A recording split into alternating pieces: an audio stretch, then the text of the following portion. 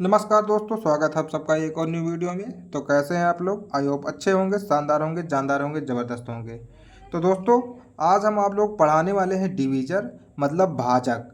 इस चैप्टर से जो है देखिए कितने प्रकार के, ये चैप्टर पूरा नहीं है, मान लीजिए ये नंबर सिस्टम का मात्र एक टॉपिक ही है। देखिए इससे कितने प्रकार के क्वेश्चन पूछे जा सकते हैं। आपको ऐसे कोई नंबर दे देगा, जैसे यहाँ पे कोई नंबर दिया है 360 और इसमें पूछेगा बताइए कुल भाजकों की संख्या कितनी है।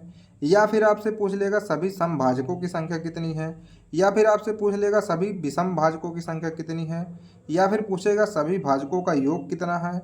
या फिर पूछ लेगा सभी समभाजकों का योग कितना है। या फिर आपसे पूछ लेगा सभी विषम भाजकों का योग कितना है।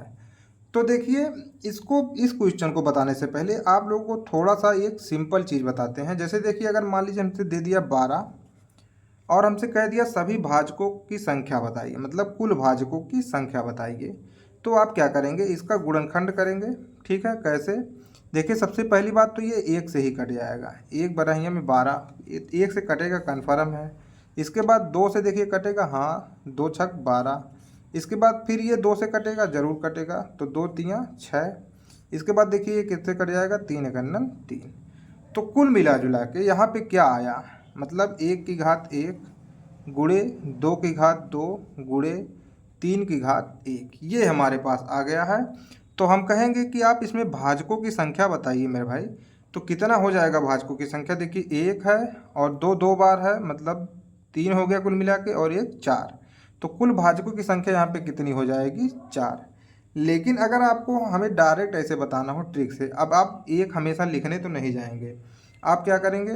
2 दूनी 4, 2 दूनी 4 तियाँ 12 ऐसे लिखेंगे, मतलब 2 की घात 2 हो गया और 3 की घात 1 हो गया। इस तरीके से आपको लिखना पड़ेगा गुणनखंड करके। ठीक है, तो चलिए अब इस क्वेश्चन को आप लोग सॉल्व करवाते हैं। इसमें सारा चीज़ ये जितना हम लिखे हैं सब आपको बताएंगे। तो चलिए नेक्स्ट पेज पर चलते हैं। तो सबसे पहले तो हमें एक संख्या दिया है, क्या?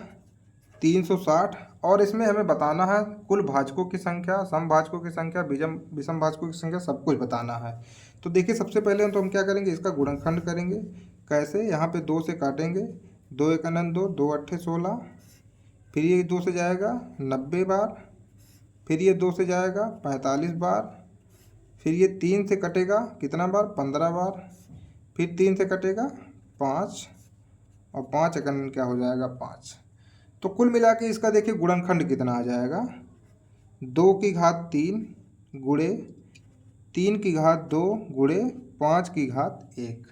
आपको पहले इस तरह से गुणनखंड निकालना है। अब आपसे क्वेश्चन में पूछ क्या रहा है उसको ध्यान से पढ़िए। जैसे मान लीजिए सबसे पहले आपसे पूछेगा बताइए कुल भाजकों की संख्या। अगर आपसे पूछ लिया कुल भाजकों की संख्या,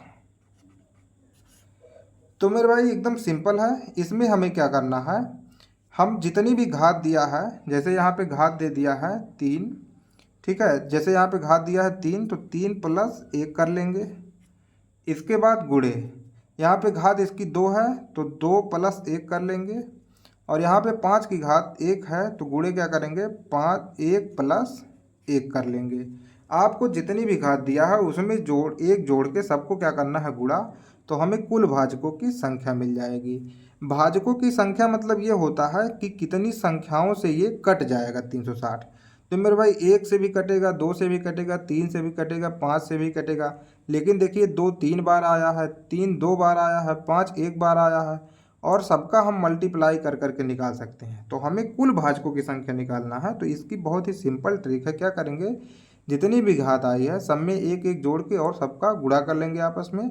तो देखिए यहाँ पे क्या आ जाएगा? 4 गुणे 3 गुणे 2, तो 4 × 3 = 12 दूनी 24। तो कुल भाजकों की संख्या कितना आ गई? 24। देखिए ये क्वेश्चन आपका सॉल्व हो चुका। आपसे ये पूछ सकता है कुल भाजकों की संख्या बताइए। इसके बाद आपसे पूछ सकता है सभी समभाजकों की संख्या क्या होगी। समभाजक का मतलब जो यहाँ पे सम है, जैसे 2 है, ये सम संख्या है, तो पूछेगा आपसे सभी समभाजकों की संख्या क्या होगी। तो देखिए कैसे निकालेंगे इसको। सभी समभाजकों की संख्या, तो मेरे भाई आपको इसमें देखिए क्या करना पड़ेगा। आप तो पहले समभाजक जो है, समभाजक की घात जो है उसको लिखेंगे 3 गुणे। अब देखिए यहाँ पे 3 की घात 2 है तो 2 प्लस 1 कर लेंगे, और 5 की घात अगर 1 है तो क्या कर लेंगे, 1 प्लस 1 कर लीजिए, और इनका आपस में कर दीजिए गुणा। तो क्या आएगा, 3 गुणे 3 गुणे 2, तो 3 तिरिक का 9 दूनी 18, कितना आ जाएगा 18। तो कुल मिला के सभी समभाजकों की संख्या कितनी हो गई, 18। तो अगर आपसे विषम भाजकों की संख्या, सभी विषम भाजकों की संख्या अभी हम पूछे तो आप क्या कहेंगे, देखिए 18, कुल भाजकों की संख्या कितना है 24, जिसमें सम भाजकों की संख्या कितना है 18, तो विषम भाजकों की संख्या कितना हो जाएगी 6 होगी मेरे भाई। लेकिन आपको इसको करने की ट्रिक क्या है, इसका सभी विषम भाजकों की संख्या अगर हम आपसे पूछे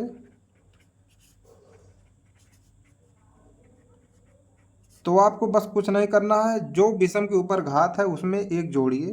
जैसे यहाँ पे 3 की घात 2 है तो एक जोड़ेंगे, 2 प्लस 1, और गुणे 5 की घात 1 है तो 1 में आप 1 जोड़ लीजिए, और इन दोनों का आपस में गुणा कर दीजिए। कितना आएगा, 3 गुणे 2 मतलब 6, जो कि अभी हम इसके पहले ही बताए हैं कि देखिए अगर कुल भाजकों की संख्या 24 है, जिसमें सम भाजकों की संख्या 18 है, तो मेरे भाई विषम भाजकों की संख्या कितना होगी 6।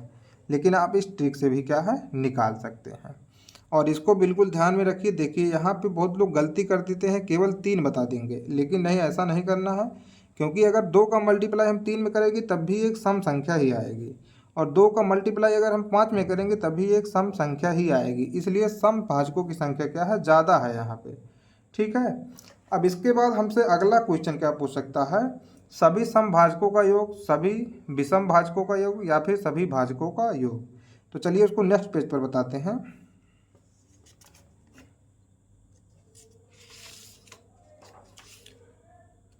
तो सबसे पहले तो अगर हमसे पूछे सभी भाजकों का योग, सभी भाजकों का योग कितना हो जाएगा मेरे भाई, इसके लिए आपको क्या करना है, देखिए पहले तो हम करेंगे, जैसे यहाँ पे 2 है, 2 कितनी बार आया है 3 बार, तो हम क्या लिखेंगे, 2 कितनी बार आया है 3 बार, तो हम क्या लिखेंगे, 2 की घात 0 प्लस 2 की घात 1 प्लस 2 की घात 2 प्लस 2 की घात 3, इतना करना है आपको। और फिर यहाँ पे गुणा करिए। अब देखिए 3 कितनी बार आया था 2 बार, तो हम क्या करेंगे, 3 की घात 0 प्लस 3 की घात 1 प्लस 3 की घात 2। बिल्कुल इसी तरीके से हमको क्या करना है, 5 एक बार आया था तो 5 की घात 0 प्लस 5 की घात 1, ये करना है आपको। तो यहाँ पे सभी समभाजकों का योग पता चल जाएगा। तो देखिए अब क्या हो जाएगा, 2 की घात 1 जब भी हम करेंगे तो क्या आएगा, 1 ही आएगा, प्लस 2 की घात 1 है तो 2 हो जाएगा, 2 की घात 2 4, 2 की घात 3 मतलब 8। इसी तरीके से 3 की घात 0 मतलब 1, और 3 की घात 1 मतलब 1, 3 की घात 2 मतलब 9, और 5 की घात 0 मतलब 1, और 5 की घात 1 मतलब 5। अब क्या करिए, इन सबको जोड़िए, 8 4 12, 12 3 15, गुणे 9 3 12 1 13, गुणे 5 1 6, और जब इन सब का आप गुणा कर लेंगे तो मेरे भाई कितना आ जाएगा, लगभग 1170 आएगा आपका आंसर यहाँ पे। तो ये क्या हो जाएगा, 1170। सभी समभाजकों का योग देखिए कितना हो जाएगा, 1170। और अगर आपसे पूछे सभी यहाँ पे सभी भाजकों का योग कितना हो जाएगा, 1170। और अगर आपसे पूछे सभी समभाजकों का योग, तो आप कैसे निकालेंगे, सभी समभाजकों का योग। तो आपको क्या करना है, देखिए अब यहाँ पे जो घात हम 0 लगाए थे इसमें, मतलब सम वाले में यही नहीं लगाना आपको। जैसे यहाँ पे डायरेक्ट हम क्या लिखेंगे, 2 की घात 1 प्लस 2 की घात 2 प्लस 2 की घात 3, और ये सब एकदम वैसे ही लिख देंगे। जैसे यहाँ पे 3 की घात 0 प्लस 3 की घात 1 प्लस 3 की घात 2, और यहाँ पे 5 की घात 0 प्लस 5 की घात 1 हो जाएगा। तो इस तरीके से आपको करना है। तो ये देखिए कितना हो जाएगा, 2 की घात 3 है मतलब 8, 8 4 12, 12 2 14, गुणे ये हो जाएगा 3 तिरिक का 9, 9 3 12 1 13 गुणे 5 1 6, ये करना है आपको। और जब आप इसका गुणा करेंगे तो देखिए कितना आ जाएगा, 1092। ठीक है। और अगर इसी तरीके से आपको सभी विषम भाजकों का योग पूछे, सभी विषम भाजकों का योग, तो मेरे भाई देखिए अब इसमें से इसको घटाएंगे तो हमें विषम भाजकों का योग पता चल जाएगा। लेकिन अगर आपको क्वेश्चन में पूछ लिया डायरेक्ट सभी विषम भाजकों का योग बताइए, तो आप क्या इतना सब निकालने जाएंगे? नहीं, वहाँ पे हमको क्या करना है, विषम भाजकों की संख्या, जैसे यहाँ पे 3 की घात 0 प्लस 3 की घात 1 प्लस 3 की घात 2, उसके बाद गुणे 5 की घात 0 प्लस 5 की घात 1 कर देना है, आपका विषम भाजकों का योग आ जाएगा। तो देखिए ये कितना आएगा, 13 गुणे 6 बराबर क्या आ जाएगा, 78, बराबर क्या आ जाएगा, 78। तो इस तरीके से अगर आपसे पूछे, आपको हम बिल्कुल सभी एकदम क्लियर बताए हैं क्या क्या करना है, जैसे सभी को पर्टिकुलर एक एक करके आप निकाल सकते हैं। आपको सभी को निकालने की ज़रूरत नहीं पड़ेगी। अगर केवल आपसे सभी भाजकों का योग पूछ रहा है तो आप जितना भी दिया है 0 से शुरू करिए, जितनी घात तक आया है वहाँ घात तक ले जाइएगा। इसी तरीके से आपको निकालना है। तो मेरे भाई कैसा लगा आज का क्लास, आपको कमेंट करके ज़रूर बताएं। और अगर अच्छा लगा हो तो वीडियो को लाइक कर दीजिए और हमारे चैनल को सब्सक्राइब कर लीजिए। मिलेंगे कल फिर एक और न्यू वीडियो में, तब तक के लिए जय हिंद जय भारत।